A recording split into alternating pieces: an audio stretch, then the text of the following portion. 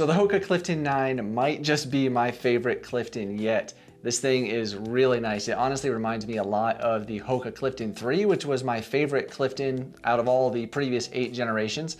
I've run several half marathons in that shoe. I loved it. The 8 was decent, but the 9 is much better. Let's find out why. But first, I do need to let you know that Hoka did send the Clifton 9 to me to review. I didn't pay for these. They're not gonna see this footage ahead of time at all. They're not gonna prove it, tell me what to say, give me a thumbs up. I'm just gonna post it and tell the truth, like always. Well, first off, we're gonna talk about the stats of the Hoka Clifton 9. It is a neutral road running shoe. There is a little bit of twist in that shoe there. A little more rigid than I would have expected, honestly, from a neutral shoe.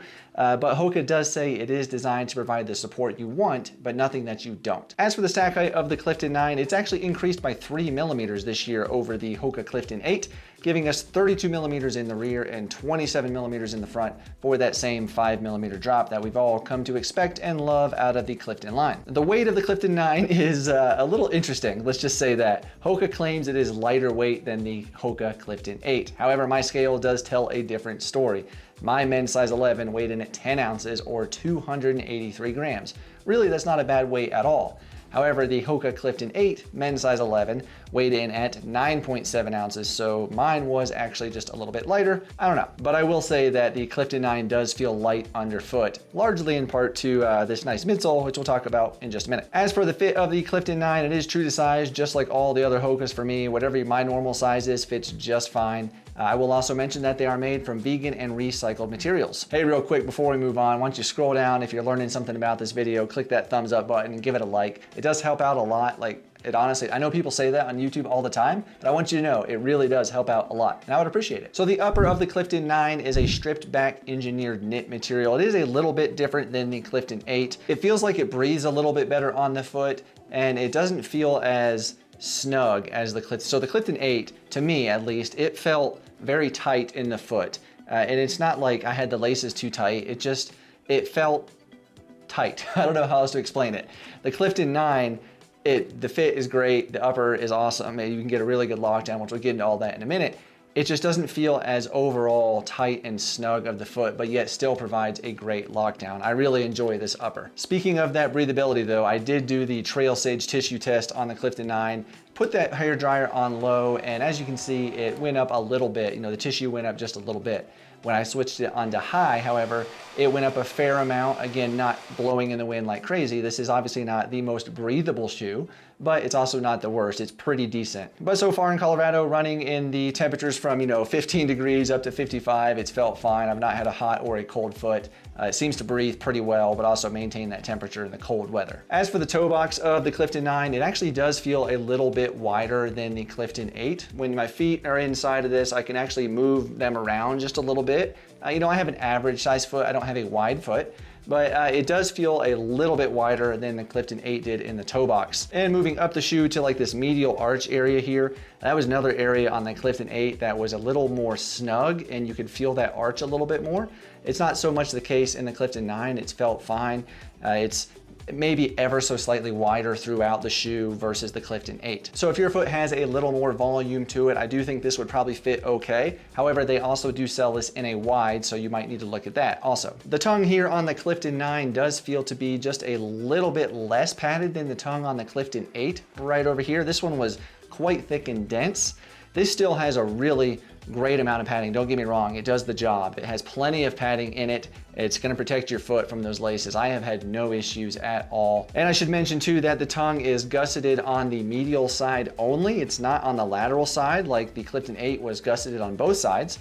I don't think that's an issue. So far, I've not had any issues with this tongue whatsoever. As for the lacing system of the Clifton 9 here, it seems relatively unchanged from the Clifton 8. It has those same lay flat laces. They tie really well. They don't come untied. At least they haven't for me yet. It's been easy. And I will mention too, there is also the extra eyelet at the top should you need to tie that runner's knot. Moving to the rear of the shoe here at the heel cup, we can see that it's relatively unchanged as well. It's very similar to the Clifton 8. However, I will say the actual material used in the inside of this here has a little bit of a texture to it. So it's not quite as slick feeling as the Clifton 8. This was just very smooth. I mean, there's no texture whatsoever. Your foot might slide a little bit more. This, I've not had any issues. The heel stays securely snug in the heel cup when you get those laces tied well. I'll also say that the padding inside this heel cup is very nice. It feels about the same as the Clifton 8. Maybe on the lateral side right here, just a little bit more padding, maybe.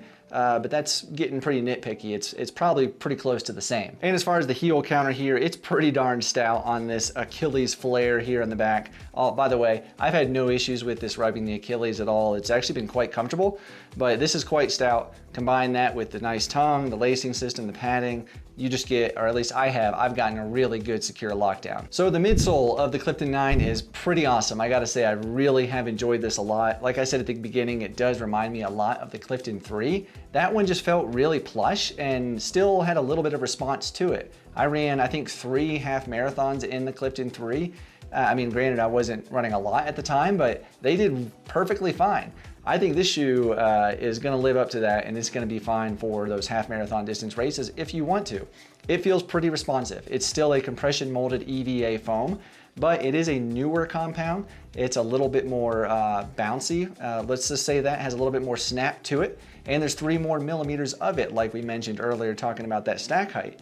So you have a little bit of that plushness that feels so nice on those easy days. It feels really comfortable for those recovery runs.